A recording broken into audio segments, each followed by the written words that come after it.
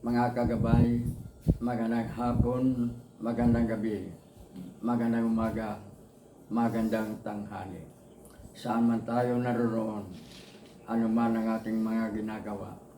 Una, dikit sa lahat, ating iaalay ang ating mga sarili sa ating Panginoon. Sa loob lamang ng ilang mga sandali, ating damhin ang presensya ng Diyos.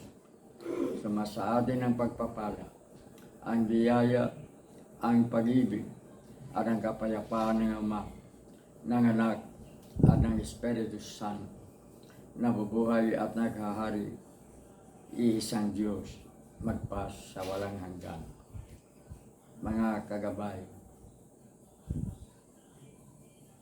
ang sinasabi sa atin ng Panginoon, ano man ang ating ginagawa sa ating kapwa, ginagawa natin sa Kanya. Kung gumawa tayo ng kabutihan sa kapwa, gumawa tayo ng kabutihan sa Kanya, sa Diyos. Kung mahal natin ang ating kapwa, mahal natin ang Diyos. Ang sino mang hindi nagmamahal sa kapwa, ay hindi nagmamahal sa Diyos. Ito ang sinabi ng ating Panginoon. At paano natin maipapadama ang ating pagmamahal sa kapwa? Hindi lamang sa pamamagitan ng pagsasalita, hindi lamang sa tinatawag natin mga rhetorics na para tayong mga politiko na sa panahon ng kampanya, napakatamis ng mga dila. Ang mahalaga, ang sukatan ng ating pagmamahal sa Diyos ay ang ating paglilingkod sa ating kapwa. Kung walang paglilingkod, walang pagmamahal. Sabi nga ni Saint Teresa ng Calcutta, maaari tayong maglingkod sa kapwa na walang pagmamahal. Ngunit kung maglilingkod tayo na walang pagmamahal, walang silbi ito para sa ating Panginoon. Sapagkat ang sukatan ng tunay na paglilingkod ay ang paggawa ng kabutihan, ang paggawa ng pagtulong. At maaaring sa ating pagtulong sa ating kapwa, sa ating paggawa ng mabuti, hindi tayo sinusuklian ng kabutihan ng ating tinutulungan, ng ating ginawa ng kabutihan. Subalit, ang ating Amang nasa langit, na nakakakita at nakakaalam ng lahat, ay siyang magbabayad sa atin. Magantimpala tayo sa Kanya dito sa sanlibutan hanggang sa kabilang buhay. Maaring dito, maaring hindi natin matanggap ang kabayaran ng ating kabutihan. Ngunit sa tinatawag nating eternal life, sa muling pagdating ng ating Panginoon, matatanggap natin ang kaukulang parusa o kaukulang gantimpala. Parusa sa impyerno, gantimpala sa langit. Bawat gawang kabutihan, sinasabi ng inyong kagabay, may kabayarang kabutihan. Amor con amor si paga. Love is paid with love. Yan ang sinasabi ng mga Kastila. Ang pag-ibig, suklian ng pag-ibig. Maniman lamang kung nanluloko lamang tayo na sa halip na ang kabutihan ng ating kapwa ay suklian natin ang kabutihan, magiging wala pa tayong utang loob. Pero ang bawat kabutihan ay may kaukulang ganting kabutihan. Maaaring hindi dito sa mundo ito, maaaring hindi galing sa ginawa natin ng kabutihan, kundi magiging galing sa Diyos. Maalaala natin yung nagkwento sa atin yung isa nating kaibigang pari na yung mag-asawa, yung si Mrs. napakasungit, napakamaramot. Kaya gumawa na lamang si Mr. Kasi si Mr. likas na mabuti, matulungin sa kapwa, mabuti sa kapwa. Hindi naman siya banal.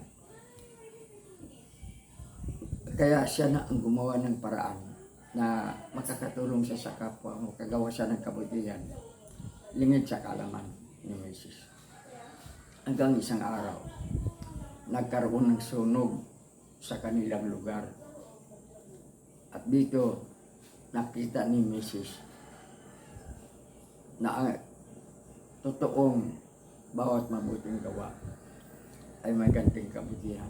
Sapagkat yung mga natulungan ng kanyang mister, yung mga nagawa ng kabutihan ng kanyang mister, ay silang nagliligtas sa kanyang pamilya.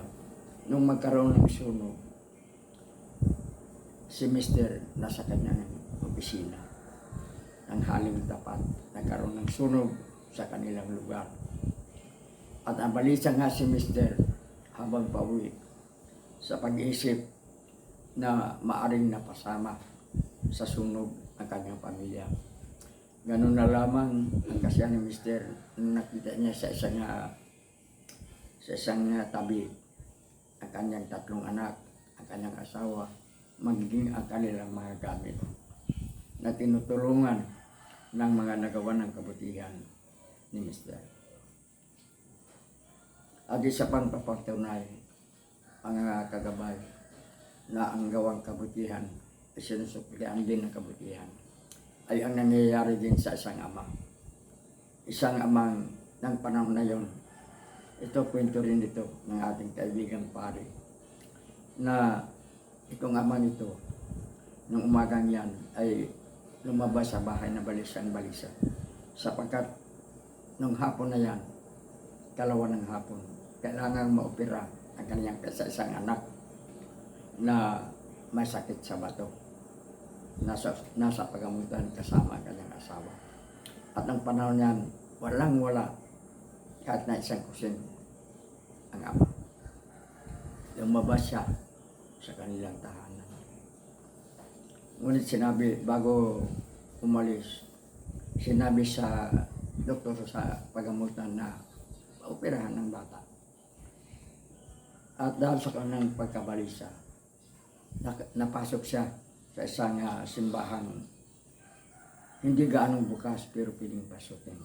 At dito pumasok siya, tanghali, magtatanghali. Habang siya ay nagdarasal, umiiyak, humingi ng tulong sa Diyos. Nakita niya sa kanyang harapan yung isang malaking envelope. Palingalinga siya, matapos siya magdasal, tinitingnan ko man nakakita. Binuksan niya, nakita niya backbook, at isang bunto ng salapi na ng kanyang binilang ay 50,000 piso, 50,000. At sa panahon niya nangailangan siya ng 15,000. Ngunit nagtatalo ang kanyang isip sapagkat nakita niya ang pangalan at address ng may-ari at hindi ito malayo sa naturang simbahan. Nagtatalo siya, kailangan niya ang pera, buhay ng kanyang anak ang kapalit sa pera. Ngunit nananaig pa rin ang kanyang kabutihan. Kaya lumakad na lamang siya para sa pamasahe. Nilakad niya ang address na kanyang nakita at ibinalik ang kanyang napulot na envelope sa may-ari. Ganun na lamang ang kanyang tuwa nang binigyan siyang pabuya na 20,000 na ayaw sana niyang tanggapin sapagkat ang sabi niya gumawa siya ng kabutihan hindi para bayaran. At ang pinakamaganda pa nang siya dumating sa ospital, nandoon ang kanyang anak, ang kanyang misis na kaupo. Masigla ang kanyang anak, hindi na kailangan ng operasyon. Mga kagabay, gumawa tayo ng mabuti sapagkat sinasabi ng Panginoon na kung anuman ang ating mga ginagawa natin sa Kanya. Ang ginagawa natin sa kapwa, ang ginagawa natin kabutihan sa kapwa, ginagawa natin sa Panginoon. Ang hindi natin ginagawang kabutihan sa kapwa, hindi natin ginagawa sa Panginoon.